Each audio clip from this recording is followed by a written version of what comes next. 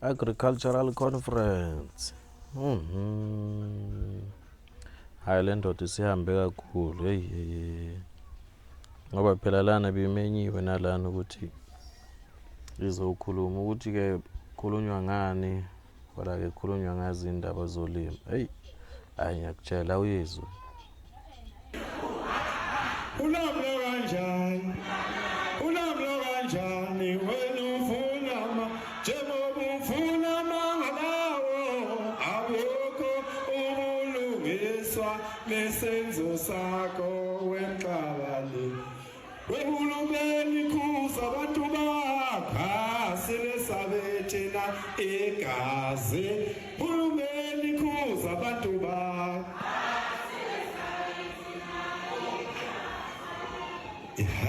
selesabethena igazi.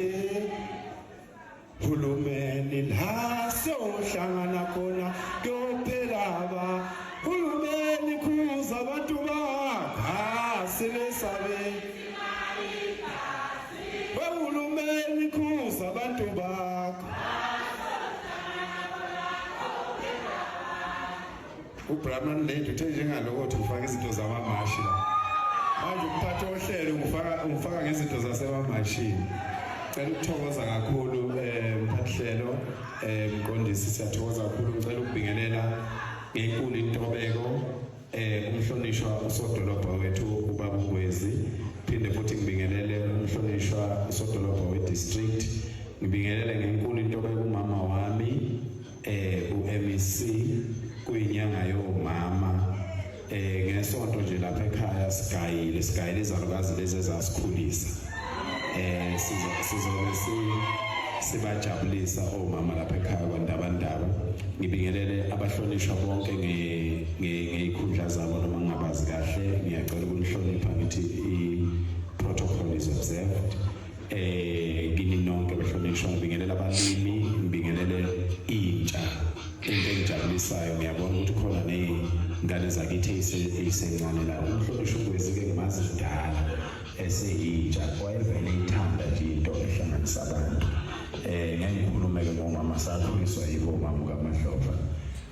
Futhi lo mnyaka akekho omunye umuntu engicabanga ukuthi angawuphatha kangcono kusuka manje kuya phambili ukwedlula yena umama. Kulesi sikhashana nje engenile kulo mnyango kunezinto eziningi ezihle. Sibona abantu bekhanda i-peanut butter ngamagana.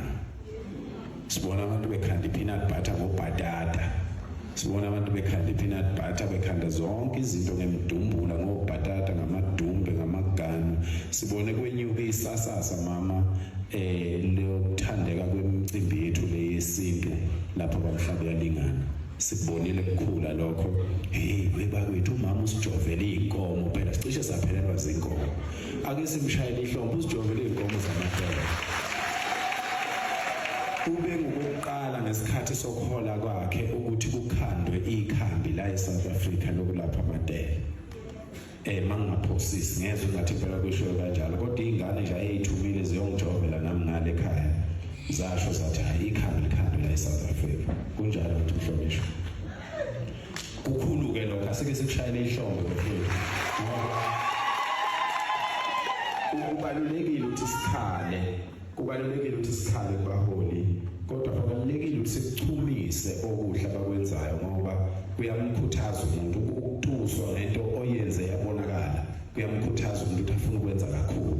Singahlali sikhala, singagcini futhi mase sekufanele siyokhetha bese silokhu siphumputha ngathi asazi ukuthi ubani besisiza ngithi. Nenze iqiniso ngaphandle kwalokho kuzonihlola ukuthi ningabalapha yini ngoba akekho umuntu phela umuntu bafethu kuphela njengoba nguphakela umthakathi nje kufanele kube yimi ngedwa uphakela umthakathi. Manje ke uma ngabe umama nomhlonishwa uNgwezi nabahlonishwa umhlonishwa district bezosebenza kangako kusiqoqa sizocosha ulwazi oluzosiphilisa abangeke bekwazi bephinde bekwazi ukulithatha kithi. Kufanele sikubonge lokho. Sikubonge bese singakhohlwa ngoba izinto isalele emuva kangaka ilento yokushintsha njalo. Kuyashintshwa uzobabona nje abantu kusungulwa amaqembu amasha bayakhona. Umuntu ade simbone ehluleka ukusebenza kade ekhona usefuna useqamba amanga ukuthi khona into entsha azoyenza lapha yakhona. Into engekho iyawubambelela umphakathi leyo nto. asilungiseni lokho esinakho, asizame ngawo wonke amandla ukwesekana, senze lokhu esivele sikukho kusebenza. Akukho kungaphezulu kwalokho abahlonishwa bakwenza ukuthi besiqoqe kanje bezosinikeza ulwazi. Ilona lomqoqo 365 days a year. Ungalokho uvume kwedlule ngisho usuku olulodwa ingekho into yenzile ethuthukisa umphakathi wakho, igceke lakini nesizwe sakini. Ungalokothi ngoba iphuthe elikhona lokuthi silindele ukuthi umhlonishwa uNgwezi khona into azoyenza ube wena ungamhlangabezi ungenzi lutho. Ayikho na into angayenza bangabe ungenzi lutho. Njengoba nilapha nje niyenza, asambe ke siyokwedlulisela naseyinganeni, sikwehlisele naseyinganeni ukuze singabi nayo ivacuum eminyakeni ezayo. Mina-ke igama lami nguNkosikhona, nguVusumuzi ngokwendabandaba, ngaziwa ngophekela umthakathi, ngizalwa ngoManximalo. Ngizalwa ekhaya kwaNximalo. Lapha ebukhosini bakwaMakhasa la kuzalwa khona umama wami. So njalo ebukhosini bakwaNximalo le kwaMhlaba iyalingana. So ke ubaba uNgwezi nje impela singabale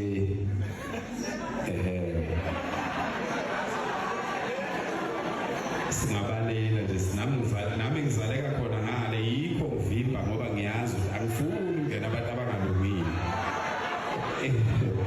Singabangale egcineni kweKwaZulu umntwana kwaphinda angene evikela lelizwe wasebenzisa amadoda angale kwaMhlaba iyalingana. Ngiyafisa abantu bakwaMhlaba iyalingana babuNgwezi bengayithathi kancane. Akazange asuke namabhasi umntwana kwaphinda angene la eyovikela izwe ingwavumidliwa ngamangisi efuna ukuyifaka kwelinye izwe. Umntwana waphinda angene wasuka lapha njengondunankulu kwafika kwakhuluma namadoda ngalena kwamiwa kwalungisizwe lavikelwa izwe. Nalezi izimo njengamanje sibhekene nazo zesimo sekuthi kugcwala abantu ongebona bakuleli izwe la. Umntwana wayekhulumile ngaleyo nto ethi izolimaza umnotho wezwe ngoba izothatha yonke into efanele abantu bakuleli izwe. Mina-ke ngumfuyi, ngikhulisa abafana abancane, sinikela kakhulu ey'nganeni zenu ngokufundisa ngendaba yemfuyo nezolimo. Into enkulu okufanele niyenze njengoba ningabalimi nje, kufanele nazi ukuthi impilo yomfana ikalwa ngokuthi into ayitshalayo iyamila yini. Ingane yomfana mabezokhumbula nje abantu ade besalima ngey'nkabi, ingane yomfana ibinikezwa olwayo uhlamvu ilutshale lapha ngaphandle kwala kutshala khona abantu abadala, bese luyagadwa lolo hlamvu ukuthi luzomila ngesikhathi okufanele lumile ngaso yini, kuzokhula lowo mbila loyo, uzothela lowo mbila loyo, ngoba uqala impilo yengane yomfana indlela yona ezoyiphatha ngayo mangabe ikhula. So ke lokhu kuvile sikufundisa izingane njengoba nibona izingane sezinethuka kanje nabomama nobaba, ingoba niyiqali impilo yengane. Babani ingane yathi thina sasihamba sinqumune emasimini, ufica nami ngiyatshala laphana noshopshop lokhu udlala lapha, ngibe ngitshala laphana ngingagqokile ushopshop lokhu uyalena ngithi. So ke iqalo kanjalo impilo yomfana, isihlahla ukuthiwa lento kuthiwa kuyimisela, ukalwa ngaleso sikhathi ingane sencane kubonakala ukuthi ibehavior yayinjani. Ukhathazeka abazali mangabe ingane itshale isihlahla sangathela leso sihlahla, kuyakhathazeka ngaleyo nto ngoba kukhomba impilo yengane ukuthi izohamba kanjani. Uma ngabe futhi ukukhula ngokusheshsha kuthela kakhulu, ifuna ukugadwa leyo ngane ngoba kusho ukuthi into zayo zizosheshsha, izogcina yenza nezinto okungafanele sizenze. Niyabona ukuthi ukulima kubaluleke ngani. Ney'nkukhu ingane iyasiselwa, ibonakala ukuthi uma iphume namatshela awu-12 izowakhulisa onke yini. Ukalwa ngazo zonke lezo zinto lezo-ke. Mina ngimele lokho-ke empilweni, ngiqondene nokufuya, ngiqondene nokulima. Silima thina isidala-ke, hhayi lokhu kusha kwanabo abafowethu nabafowethu labade bekhuluma lapha esisazocela ukuthi bekufake lapha ey'nganeni ey'ncane. Thina nje silima ngomquba ney'dingi zey'nkukhu nazo zonke lezo nto, singakafaki lezi zinto eziyisilungu engicabanga ukuthi azizimbi nazo, kodwa futhi kufanele sithi sikwenza sibe sazi ukuthi kunamuphi umthelela empilweni. Laba bakithi abafundile kufanele baselekelele kakhulu kulokho ukuthi abantu bakithi beqonde ukuthi lezi zinto ziba namiphi umthelela empilweni kuya phambili. Umfana into yokuqala yenzayo uma eqala uthola umsebenzi, uthenga inkomo noma imbuzi, hhayi iy'cathulo ey'bizayo namabhuluku abizayo. Thenga inkomo nembuzi. Inkomo in 10 years bazokutshela nabo bafethu abayizazi zemfuyo, inkomo in 10 years isuke ilingana no-1 million rand. Okusho ukuthi ngesikhathi uqala ukufuya, uqala ukusebenza, kube wathenga imbuzi, wathenga inkomo, ngabe uyi-millionaire right now. and imfuyo ilona kuphela ibhizinisi elikunikeza turnover engangemali oyifakile within a space of 12 months. Alikho elinye ibhizinisi in 12 years likunikeza into ebizwa ukuthi break even, okusho ukuthi usungasalahlekelwa mali kodwa ungakenzi imali. Kodwa inkomo nje uma uyithenga ngoJanuary, ngoNovember inkomo iyazala ikunikeza inkomo. Uma uyithenga ngo-12,000 ubuyela ngo-12,000, okusho ukuthi awenzi ngisho yona iprofit, wenza into ebizwa ukuthi i-food. So-ke asikufundele-ke lokho. Abantu abamhlophe-ke bathi uma befika bathi inkomo yakithi neneyinguni incane ayinalo ubisi, afanele ukukhandela ezezabo ey'dinga ukujova njalo. Manje-ke kulungile, sebekhona-ke abantu bakithi abafundile, sisajovelwa belungu, kodwa becela sibuyele kuleza inkomo zakithi. Kusebenza uphondo lwayo leya nkomo, kusebenza isikhumba.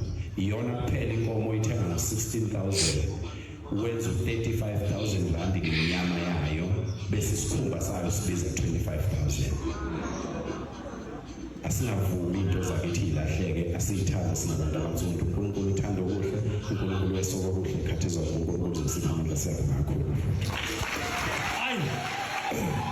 Hayi ngalo umkikizo baba bamncane.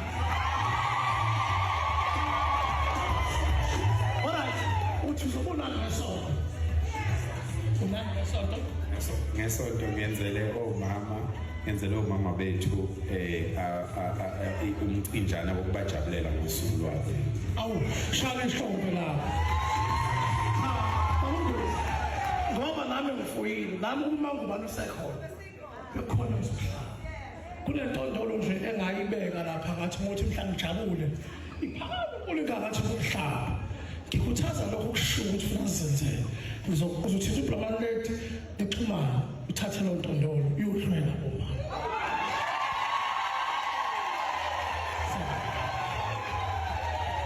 Lokho bakusikwenza ngoba sikhuluma into esithi. Lana-ke uJacinta uhambele kwenye indawo-ke laphana kwaMashu, lapho kudutshulwe khona omunye wabo beMash and Mash. Ngicabanga ukuthi bekuwumthandazo nje othize nje laphana ekade ezowudlulisa kanye nemessage nje bezokhuluma impela ngendaba yokudlula kwakhe nanokuthi bakhathazeke kanjani. Ngicela umuzwe naye ukuthi uthini. Umuntu uphuma yona elungile nathi ngoba siphuma nje siphuma sinjalo sihlale siqalaza ngoba siyazi ukuthi kwanominiwe nje nathi singalandela. Kepha singathembisa khona njengoba sonke sila ngoba sikuwona lo mshikashika futhi siyazi ukuthi la akhona nathi bengafuna futhi siqhubeke silwe likusasa labantwana bakhe njengoba ehambisa ingenza iy'nkolo esikoleni right umfana nje efunda umuzwa ukuthi lo mfana ubaba kuyiyonke into kuyena ingoba ifuna khona ukuthi alale eyihero and sohlezi simkhumbula njengehero. Bakhona abaningi bahambe emhlabeni lokuthiwa basebenza imiphakathi kodwa siyababona ukuthi akubona ukusebenza imiphakathi ukusebenzela amaphakathi abo. Kepha elidele bonke engalidele inzuzo. So siyahlunga kakhulu ngalokho okwenzakalile, kepha esingakusho ukuthi anikhali nonke njengomndeni futhi ukukhala kwethu nenyembezi zethu uNkulunkulu akamdelo wakhe.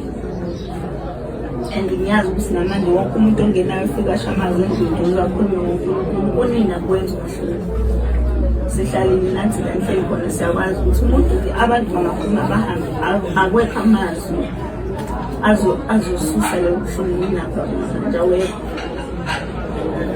Kodwa sikwazi ukuthi ithemba lethu njengoba liwuNkulunkulu sesazi ukuthi ngoba usasigcinile kusho ukuthi kukhona inhloso naye. And siyazi ukuthi inhloso yaNkulunkulu akhona yedwa ongaphelwayo. So siyakhala nathi njengoba silana siwumndeni sonke sikhala ngomdwethu oyinikelile wabeka impilo yakhe engcupheni kodwa wathi noma kunjalo kodwa ngizolwa.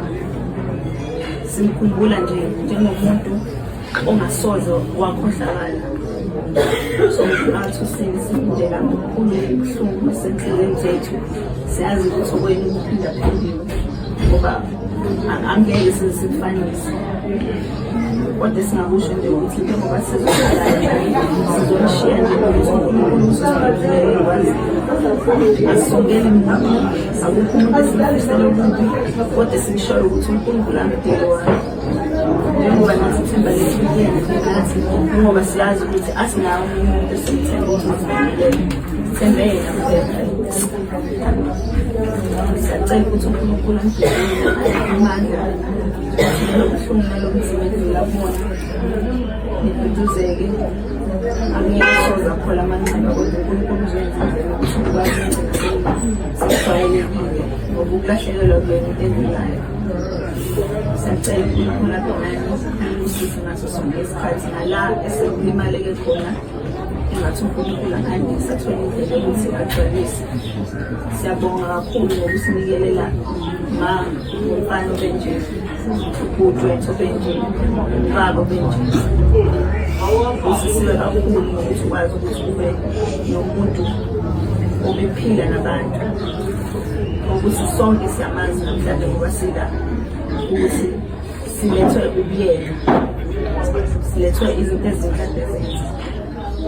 Siyacela nje uNkulunkulu asiqinise ukuze sinokubona akuphi namandla ngaso sonke isikhathi.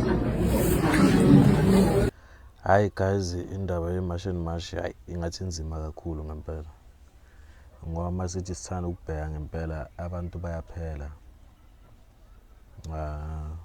kodwa umehluko awubonakali. Sikhuluma nje izolo kuluthwe esinye isitolo, ziningi itolo eluthiwe kwaMashu naseNtuzuma kuluthwe itolo kodwa-ke nje umehluko awubonakali kufa abantu. Asazi ngempela iyogcina ngani. Ngicela ukuzwa nawe kuma-comment ukuthi le ndaba uyizwa kanjani. Hayi engathi izophela kabuhlungu ngempela le ndaba ngoba kwabona njengoba esho nje nawe uJacinta ukuthi sebeyasaba nje nabahamba beqalaza. So njengamanje akwaziwa ukuthi ubani uzobulawa. So nje ibuhlungu ngempela le ndaba. Ngiyabonga ukubukela kwakho. Ngicela usubscribe la epagini. Goodbye. Manje ngisafuna ukuthi semsababona ukuthi mina ngibona ngathi njengoba besanda nokufaka isitoko khona la beqala ukufika amaphoyisa afika eqedile ekhaya indlela okwasidikizwa ngayo ngangibona ukuthi akufani nezamanye ediliva kwakho Yofika umfuthu mina ngikhulelela sonke waqeda ukubulala umuntu la namazi umfana bambulalele khona izitolo lezo kodwa ngiza operation nawo umfuthu ngiza operation nawo noma ufuna ufe nami futhi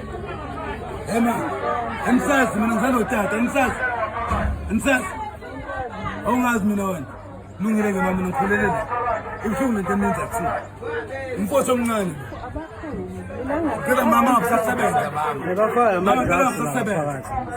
Siyavumelana mama. Usasebenza mama. Kwa umuntu wakini. Mama uthumama bafike bakhiphe umuntu mebefika amaphoyisa sala ngona bese manje abafuna umnene manje abaphoyisa ibosi yabo thizende eSomali leli hayi manje police ilona ngiletha basikhathile simlandile police station ngazo manje mhlawumbe ufike Hayi ngokupepha yakho. Sena sifaka incwadi ukuthi akhiphe container yakhe ngokupepha yakho. Phela lokho kulula. Aha. Ngiyakubona mama, ngiyakubona. Yabo mama.